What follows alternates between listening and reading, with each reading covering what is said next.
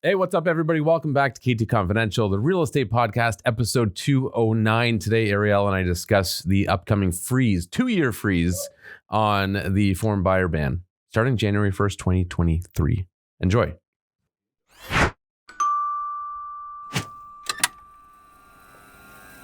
Well, Heidi ho, neighbor.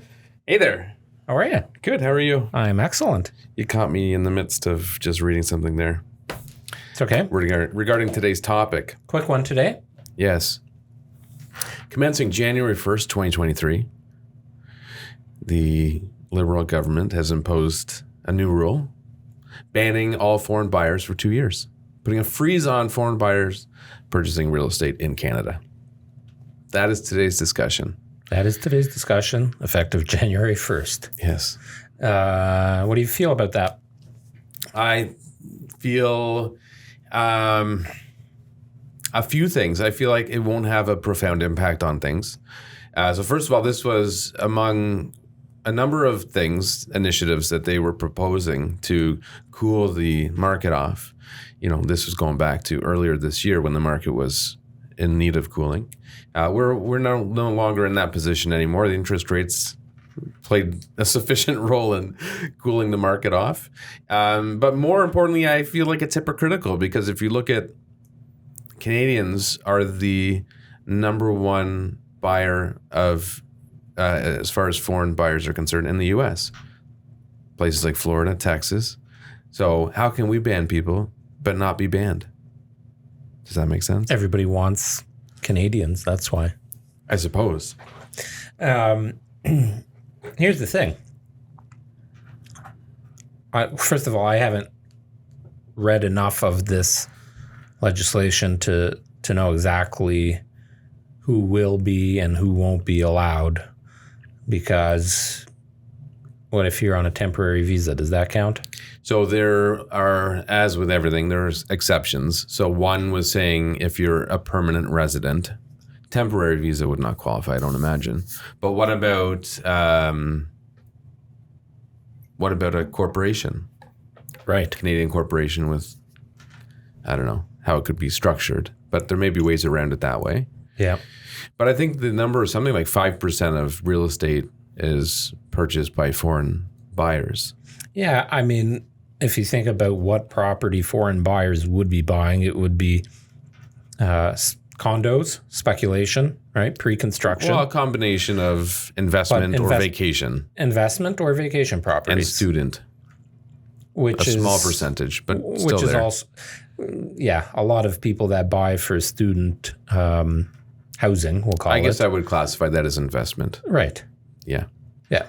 Or they're buying a cottage, or they're buying something oceanside. Well, Muskoka, I don't know, maybe specifically Huntsville, but I think Muskoka was ranked, I think it was in China not long ago, was ranked as one of the number one vacation spots. So that's interesting. Yeah.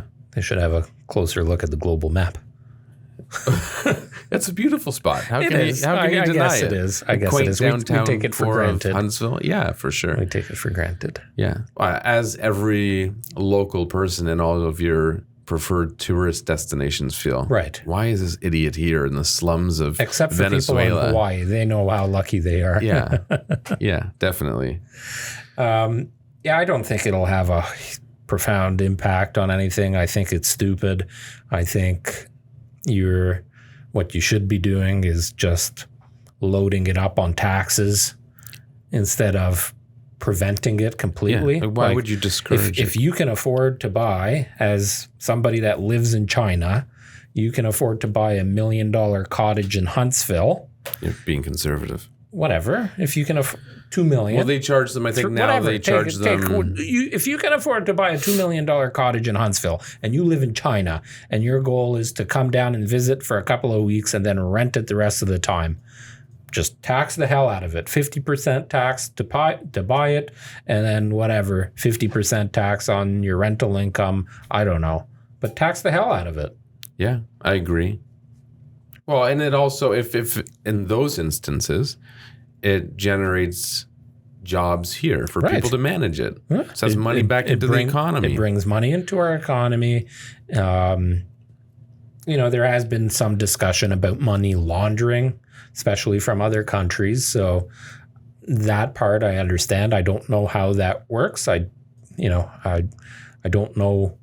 I imagine it's harder to launder money between countries than it is within a country. Oh, for sure. Like, it's not easy to get money into a country. If you don't think there are a bunch of people that are local Canadian residents that aren't laundering money here and using real estate to do that in some shape, way, or form, you're mistaken, because it's happening. So, yes. Well, another thing that they had proposed was an increased, not an increased, or maybe increased, anyways, taxes on people who sell a property within a year. Yes. So right now there's a big misunderstanding on that topic. A lot of people say, I can't sell for a year because they don't want to incur the costs. But there's no defined rule. It's a very gray area, and it really depends on the government's interpretation of why you were selling. Right. So if you buy a house... if you can prove that it's a life change. Yeah, if you buy a one-bedroom condo and it closes in 2 years, and during that 2-year period you get married and have a kid, it would not be a hard story to justify the need to sell the condo. Right. And you're not going to be penalized, most likely. Right. A little caveat there. Consult with your accountant. But no, there's no line. This is in no way, shape, or form financial or legal advice. And there's tons of reasons. I mean, we deal with people that buy new construction all the time and then say, "Oh, it wasn't for me. I made a mistake. I shouldn't have bought it." Yeah, well, you're going to make $150,000 on the sale now. So should they be penalized? Well, if it was deemed that they were doing it for the sole purpose of generating income, yes, they should.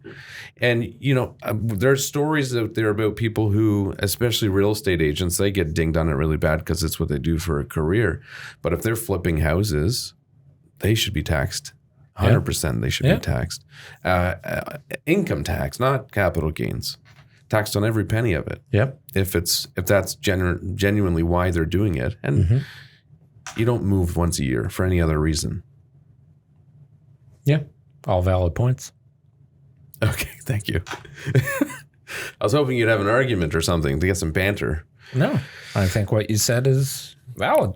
But the big thing is you get I don't often agree with you, but you'll get a lot of people who I would probably say they don't know what they're talking about, complaining about foreign buyers, and they haven't done their research, and they'll complain about it. But at the same time, we're out there buying property in other countries, specifically in the U.S., and I think that's hypocritical. Like, how can you... Now you're seeing actually a lot of Canadian buyers not buying in the U.S., but rather in, in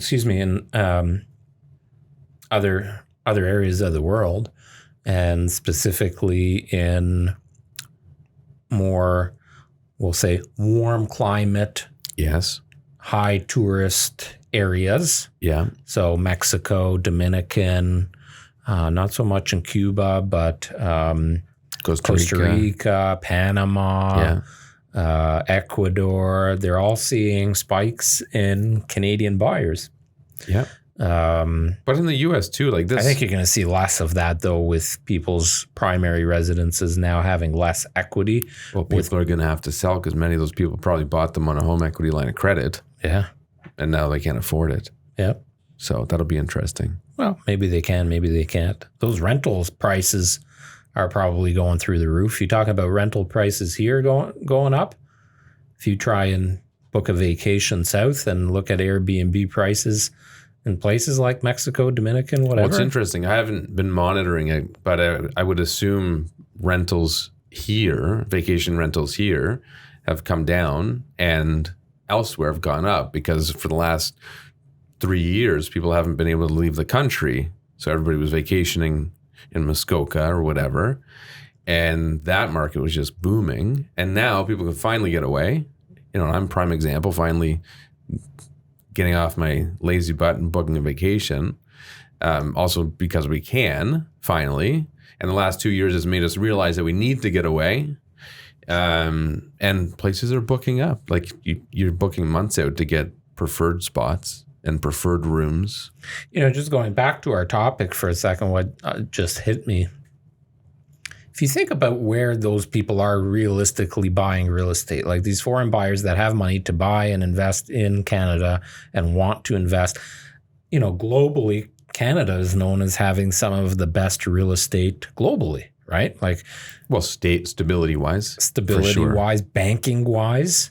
Like just an overall good economy. Overall good economy, good people. It's easy to find, well, relatively speaking, it's much easier to find a property manager that you can trust and rely on in Canada than probably anywhere else or very, very few other places in the world. But if you think about where they would buy, it's all major metropolises, right? Like they're not buying in Winnipeg. Right.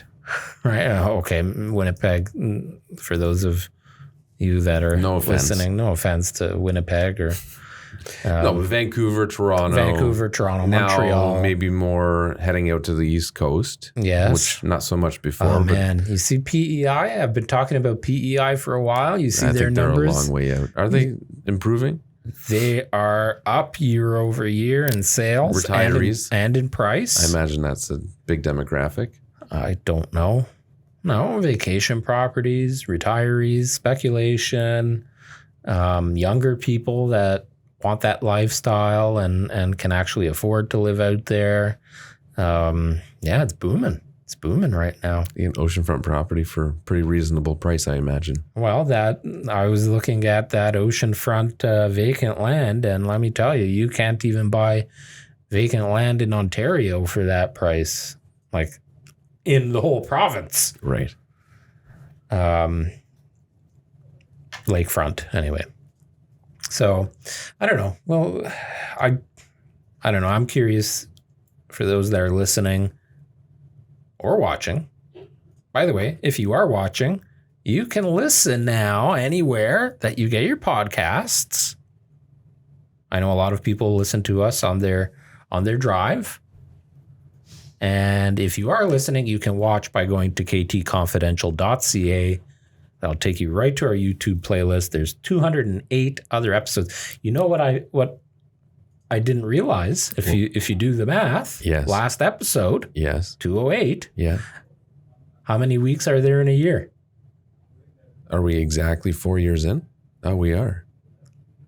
4 years. Happy anniversary. Happy anniversary. Congratulations for making it this far. Yeah. Never missed a week. Never missed a week. We did talked about having one where we could skip a week and just do a mashup of important topics from previous episodes. Right. It's good to have in the bank just in case we both want to go away. Right. Or whatever. Probably won't happen because when one of us is away, the other one is usually here. Yeah, and we'll have a guest. We'll have a guest. If we know we're both going to be unavailable, we might do it a few days early. Yeah. And schedule it to go out. But which we'll need to do for this month. 4 years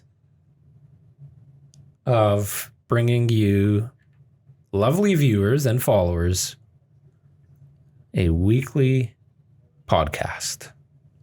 If you have any suggestions of what you'd like to see the next 4 years, please can you imagine? Give us a lineup of 208 episodes, topics. We need a whole lot of topics for the next 4 years. Lined up for us. Yeah. So that means, hang on. Okay. That means 8 years of bringing our audience fresh weekly content.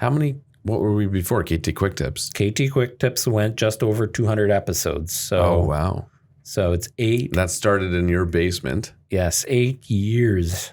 Oh, it started in your living room. Progressed to the basement. Yes, we started in the living room. Yeah.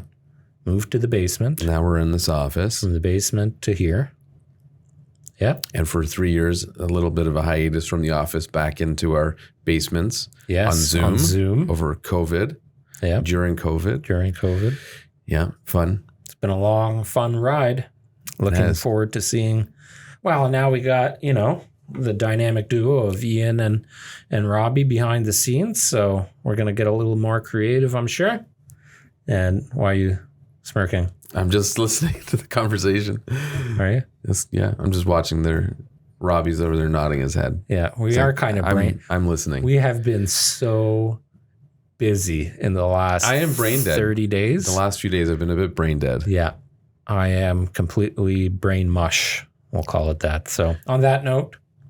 But anyways, on the topic of the conversation. Oh, you wanted to go back to this? No, I was trying to wrap it up. Summarize it, I think we should always circle back.